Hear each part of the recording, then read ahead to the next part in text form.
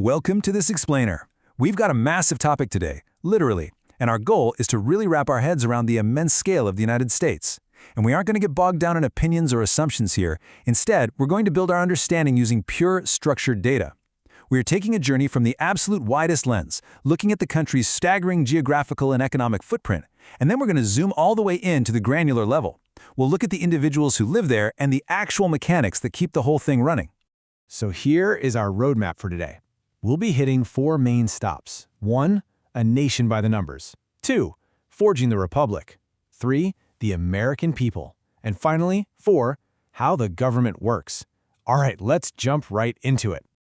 Section 1. A nation by the numbers. The macro scale of the U.S. Let's establish the sheer physical and economic footprint of this global titan. Almost 3.8 million square miles, or, for those of us using the metric system, that is over 9.8 million square kilometers. To put that completely mind-boggling geographical scale into perspective, it is roughly the same size as the entire continent of Europe. This makes the United States the third largest country by area on the entire planet. It's just a massive, massive amount of space, spanning across multiple climate zones and ecosystems. Let's break that giant number down a bit. The vast majority of it, about 3.53 million square miles, is solid land. But don't underestimate that remaining 7% of water. That relatively small slice represents these vast river systems and the Great Lakes. These are the absolutely crucial aquatic highways that have historically powered trade and agriculture across the entire continent. And all that physical scale? Well, that translates directly into some serious economic might. Over $32.3 trillion. That is the staggering 2026 gross domestic product estimate, and that's adjusted for purchasing power, meaning it accounts for the actual cost of living. By this metric, it is the second largest economy globally. It's an incredibly developed economic engine that perfectly matches its vast geographical size. Okay, moving on to Section 2. Forging the Republic, the foundation. We've established the spatial and the economic numbers, but how is this titan actually built? This timeline illustrates a point that so often gets lost when history gets oversimplified. Independence was not just a single day. Sure, we have the Lee Resolution on July 2nd and the famously celebrated Declaration of Independence on July 4th, 1776. But just look at this progression. It took all the way until March 1781 to form a confederation. It wasn't until September 1783 that they got official recognition via the Treaty of Paris, and the Constitution, that didn't take effect until March of 1789. So the really crucial takeaway here is that forging this republic was a highly complex, structural 13-year process of continuous negotiation and state building. And throughout that incredibly complex process, a very specific ethos emerged, e pluribus unum, out of many, one. This foundational Latin motto represents the absolute core challenge and really the ultimate goal of the early nation, taking 13 highly diverse, fiercely independent colonies and their people and bringing them together into a single, unified federal republic. Building right on top of that, we have some other traditional mottos that codified their vision. You've got In God We Trust, which speaks to a reliance on providence, and Novus Ordo Seclorum, which literally means New Order of the Ages. See, they weren't just building a country. Structurally, they viewed themselves as kicking off a brand new era in human governance. Which brings us to Section 3, the American people, the micro-tapestry. If the historical goal was out of many, one, who actually makes up this massive population today? Let's zoom in on these nearly 342 million people.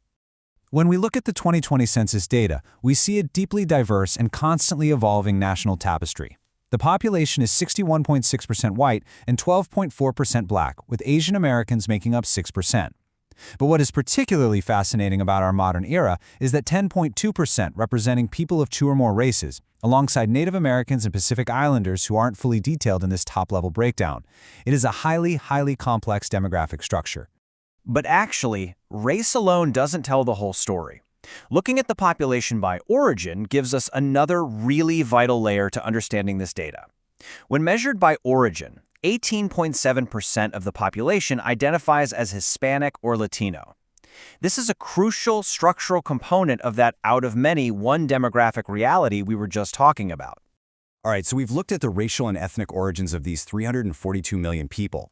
But what does the spiritual landscape of a population this massive actually look like? Let's take a quick breath here and transition over into the data on religion. Based on 2025 estimates, we definitely see a large Christian majority at 65%. But I want you to notice that second largest slice right there, 24%. Nearly 1/4 of the U.S. population is religiously unaffiliated. This represents a very significant structural shift in the modern demographic landscape, sitting right alongside 2% practicing Judaism and 6% practicing other religions. And if we zoom in specifically on that 65% Christian slice, we see massive structural variety even within the majority denomination itself. It breaks down into 32% Protestantism, 20% Catholicism, and 12% other Christian denominations, which includes groups like Mormonism. So again, that concept of out of many, one applies absolutely perfectly to the spiritual data as well.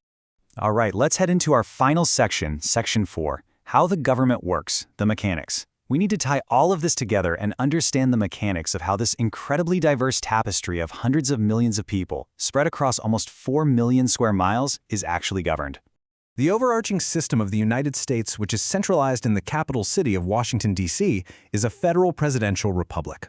This basically means that power is structurally divided. You have a president who leads the executive branch, and that branch is completely separate from the legislature. And all of this operates within a federal structure, meaning power is legally shared between this national government and the individual states.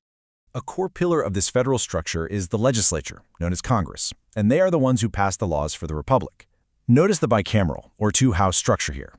You have the upper house, which is the Senate, and the lower house, which is the House of Representatives. This specific, balanced design was a major part of that 13-year foundation process we discussed earlier, and it was meant to balance the power of highly populated states with the less populated ones. And here is a look at how those mechanics are currently populated by the specific individuals holding these fundamental roles in the federal government. Over in the executive branch, the president is Donald Trump, and the vice president is J.D. Vance. In the legislative branch, the House Speaker is Mike Johnson, and leading the judiciary is Chief Justice John Roberts. These are the current individuals tasked with operating the vast machinery of this federal republic. So let's just step back for a second and look at the whole picture we've built today. 3.79 million square miles of land and water, a $32.3 trillion economic engine, a deeply diverse, complex tapestry of 341 million people. And it is all functioning under the mechanics of one federal presidential republic.